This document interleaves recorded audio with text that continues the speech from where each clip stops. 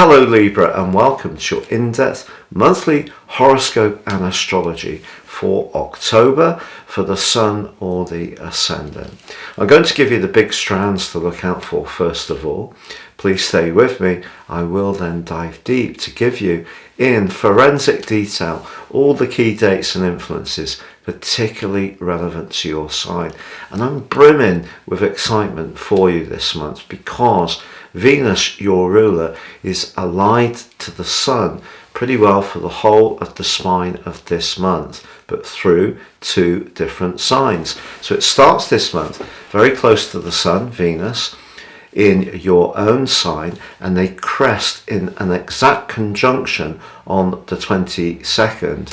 And that can really be an opportunity for you to manifest some real individual hopes in the most sparkling ways. But also on the 25th, we have a solar eclipse in Scorpio in your second solar house, which suggests that over the next 6 months, despite all the headwinds that we're collectively facing with the cost of living and so forth, you can show huge ingenuity in terms of marshalling your resources, and there could be some significant changes positively for you during that period of time.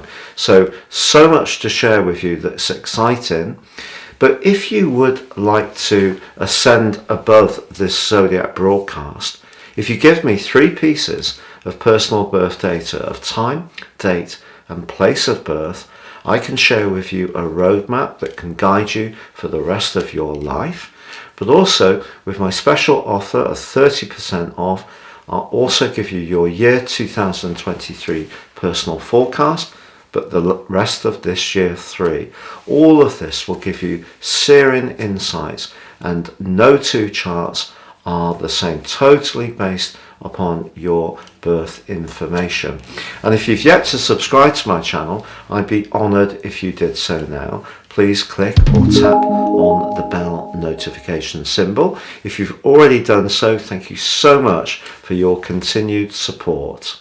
So Libra, as you come into October, a month that has amazingly rich potential, do you know, things could seem a little sluggish. Both your physical and also emotional vitality might not be quite as vibrant as you would like. And one of the reasons for this is that Mercury's in retrograde in the 12th house. This is one of the most tricky of all the transitions any planet can go through. And of course, Mercury is very much about clarity and it's about precision. The 12th house is much more of a psychological domain. So there could be some confusion in communications. Also, Mars is squaring with Neptune for the whole of this month.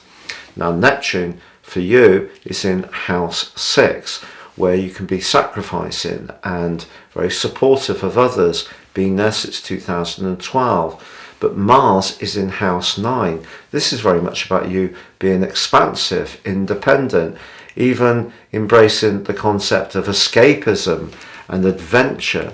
Well, of course, Neptune can be quite a cloying, draining, distorting energy on the thrust of Mars, and then opposite Neptune, but squaring Mars, we have Mercury. So I just feel that Mars can amplify some of the sensitivities that you may be feeling. So whatever your situation, whether it's particularly upbeat or perhaps a little bit more challenging, it's going to feel really heightened right at the start of this month. The great news, however, is that on the 2nd, Mercury does go forwards, which will ease some of the resistance around you. And by the 10th, it's back in your sign. So I think something that's been important to you, that you're wanting to get off the ground, may have gone into a deep period of reflection. Maybe it's just your own identity that you've been grappling with somewhat. And of course, with Pluto, the planet of truth, transformation and change in your sector of emotion since 2008, but also in retrograde since April the 29th, everything may have seemed very sluggish anyway. So we can of course celebrate the fact that your ruler Venus is very close to the Sun pretty well through all of this month, but right at the start of this month I feel that there is a little bit of a period where things may not seem so bright at all. But once you get to the full moon of the 9th, full moons obviously can be challenging, and this full moon is opposite your Sun and also Venus. So you personally could be thinking about relationship issues, and maybe the energy of Mercury in the 12th house has aroused some strands around reliability, sincerity, authenticity. If there is somebody that you've been trying to communicate with that's been evasive or hard to get hold of or unreliable, I feel that the full moon gives you an opportunity to push back and create the boundaries that are important to you. But this full moon is particularly significant, not just because Venus is close to your Sun, it's because the position of Mars angles very well to the Sun and Venus, and in turn both or all three angle brilliantly to Saturn, which is in your sector of self-expression. Now obviously Saturn is retrograde at this point in the month too, but it will be going forwards on the 23rd. So your emotional sector gets a release on the 8th with Pluto going forwards, and your self-expression can become easier from the 23rd, but this set of three influences forges a grand air trine. So for you, a fabulous opportunity to use this full moon to really get a shot of exhilarating energy to bring you into the present, assert your boundaries, clear out the people that are draining you, who are not reliable, that are not trustworthy. Be very single-minded about it. In week 2, the Sun continues its very steady, along with Venus, alliance with Saturn. And if there are new possibilities building into your situation, they can be ones that actually are quite substantive. And of course, Mercury returning to your sign will also clear some of the doubts, some of the anxieties, bring you into a much more a vibrant energy. But it is true, on the 12th, Mars does come into the exact square with Neptune. So let's just explore what this means. So Mars is asking you really to be more daring right through to the end of March next year. Neptune's reminding you, perhaps in a rather guilt-laden way, about the obligations you've got to others. So whether it's co-workers, a boss, your own physical well-being, Mars is pushing you to push yourself, but maybe Neptune is draining some of the vitality of Mars. And this reaches a peak on the 12th. It's going to happen again next month on the 19th, because Mars goes into a retrograde at the end of this month. But broadly through October and November and some of March next year, that's a complex influence, Mars square Neptune, you will have to deal with. But I feel that with Saturn ending its retrograde on the 23rd, and also your ruler Venus and the Sun moving on the same day out of your sign, that's something that's really developing, that's very exciting. But on the 19th, before the Sun and Venus say au revoir to your sign, they are in a very tense right angle with Pluto. So yes, Pluto, which has been such a really tough influence since 2008 for all Libra suns, ascendants and moons, depending on where you are within the sign of Libra, there's going to be another test.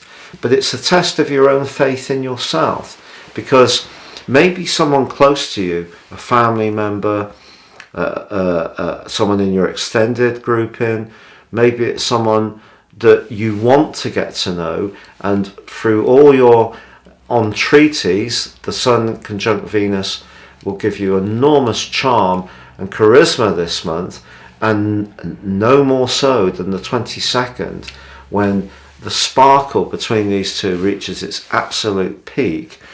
I just feel that on the 19th there could be something that's proposed or something that seems promising, but there could be some kind of catch or leverage. Perhaps someone who's been difficult over recent years is going to, in some way, perhaps reach out for some kind of reconciliation.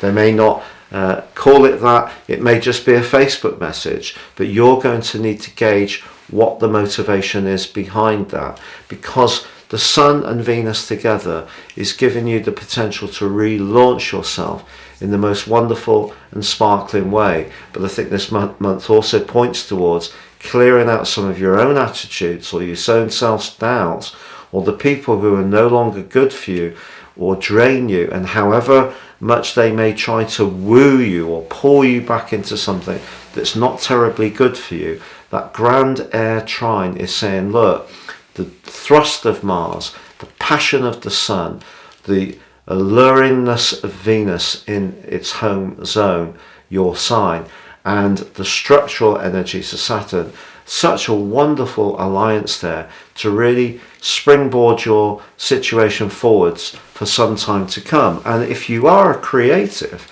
and you are a very individual person and have really been finding it difficult with some of the comments, exclusion or challenges that Pluto has created over recent years, this is a great chance to shrug off all the doubters and get on the front foot. And by the 23rd, you can start to see the evidence of greater foundations building up for you. And in fact, on the 25th, the solar eclipse, which conjuncts your ruler Venus, can provide a backdrop energy for the next 6 months, which can see an improvement in your financial situation. But also I think it can see an improvement in how you feel about yourself. The second house is very much about self-worth. We all know we're dealing with big financial headwinds. There's not anyone on the planet who's not really going to be impacted by all the different very, very tricky energies that are being released upon us. But I feel that if anyone can sort of find ways to get some kind of traction or improvements, mainly through the power of your personality. So you may have felt, I remember Mick Jagger on a documentary once, he said, I can't remember when everyone went from really hating us to really loving us, but it did happen almost like overnight, and I think it's a bit like that for Librans. I think it's been such a tough time that your natural pleasantness and graciousness has not been appreciated for some time. And this shift with this solar eclipse this month is rather going to be like the Stones, if you don't mind my almost Stellar Street impersonation of Jagger. I feel that you're going to start to sort of see real progress. Jupiter does go within its retrograde out of your sector of relating on the 28th, which, okay, that's potentially a challenge, but it moves into Pisces. And I think what it's going to do until it returns to Aries on the 20th of December later this year is just give you a bit of pushback on that more dispersing and draining energy of Neptune. But on the 30th, Mars does go retrograde through to January the 12th. And if you have got big travel plans, or you want to publish something, or you're interested in going on some kind of course, particularly if it was to do with digital technology or the law or some kind of way of gaining greater knowledge, your motivation could dip down a bit towards the end of this month. And one thing I will say through that solar eclipse is over the next 6 months, if you are someone who's got a sweet tooth, which is often the case with Libran folks, and as you know, my ascendant is 23 degrees Libra, conjunct the fixed star Speaker, and I've got a very sweet tooth, but I'm on quite a strict diet at the moment. But this combination between Venus and the Sun in the eclipse is really going to test my resolve.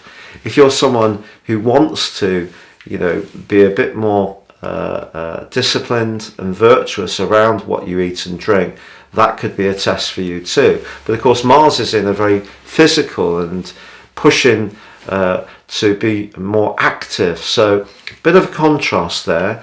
But we all need some treats, of course, and of course the second house can be very sensual. So if you want to get up close and personal to someone, it may be you taking the initiative at some point this month, the Sun and Venus in your own sign, and then it could get very, very lovely for you later in the month. Just be aware, however, before Mercury moves into Scorpio out of your sign on the 29th, it does square up with Pluto. So once more, some kind of challenge, some kind of criticism that could come from someone close to you. But Mercury moving into your second house on the 29th is just going to see you dive deep, to really engage with your resources. Mercury in Scorpio, I think, can be quite an asset. So if you're wanting to add a little bit of logic, despite the watery passion of the sign of Scorpio, but the second house for you is very much about resources. So if you want to make your resources work better for you, I think that Mercury can help you to do that from the 29th. But in general, this is a month of real opportunity, but several gear changes. And I hope that this information gives you the breakdown of when to make the moves. And if you do feel a bit sluggish at the earlier in the month, or a bit disappointed about someone, just be conscious that there is a chance for you to manifest some real individual desires, but you have to be really single-minded about them.